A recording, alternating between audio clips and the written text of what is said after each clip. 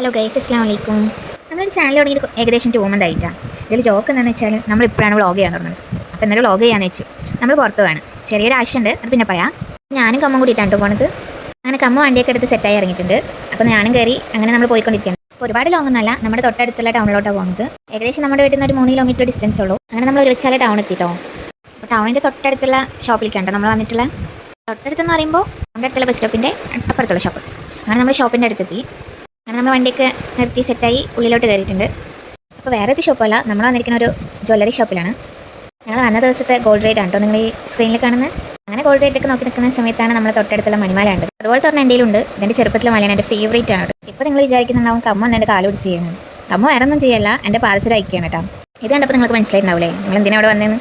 അതേ ഗെയ്സ് അതിന് തന്നെയാണ്, പാദസരം പൊട്ടിപ്പോയി. അപ്പോൾ അതൊന്ന് ജോയിൻ ചെയ്യാൻ വേണ്ടിയിട്ടാണ് കേട്ടോ നമ്മൾ വന്നത്. അപ്പോൾ നമ്മളത് ശരിയാക്കാൻ കൊടുത്ത ഗ്യാപ്പിൽ കുറച്ച് വീഡിയോ ഒക്കെ എടുക്കണം. അപ്പോൾ നമ്മൾ വന്ന കാര്യം നടന്നിട്ടുണ്ട്, സംഭവം ശരിയായി കിട്ടിയിട്ടാണ്. അപ്പോൾ പൊട്ടിപ്പോയ പോർഷനൊക്കെ അവർ ജോയിൻ ചെയ്ത് നല്ല രീതിയിൽ ചെയ്ത് തന്നിട്ടുണ്ട്. അങ്ങനെ കമ്മ അത് എൻ്റെ കാലിലിട്ട് തരുന്നുണ്ട് നിങ്ങളിപ്പോൾ കാണുന്നത്. അങ്ങനെ പാദസരമൊക്കെ ഇട്ട് കഴിഞ്ഞിട്ട് എനിക്ക് വിശക്കണമെന്ന് പറഞ്ഞപ്പോൾ വേറെ ഒന്നും നോക്കിയില്ല, നമ്മൾ വണ്ടി എടുത്തിട്ട് ഫുഡ് കഴിക്കാൻ വേണ്ടിയിട്ട് വിടാണ്. അങ്ങനെ വണ്ടിയിലൊക്കെ കയറി കുറച്ച് ബ്ലാബ്ല അടിക്കുമ്പോഴേക്കും റെസ്റ്റോറൻറ്റ് എത്തി. അങ്ങനെ നമ്മൾ ഇറങ്ങി റെസ്റ്റോറൻറ്റിൽ കയറുകയാണ്. നമ്മൾ കൈയൊക്കെ വാഷ് ചെയ്യണം. അപ്പോൾ തൊട്ടടുത്തിന് കമ്മുണ്ട് കേട്ടോ.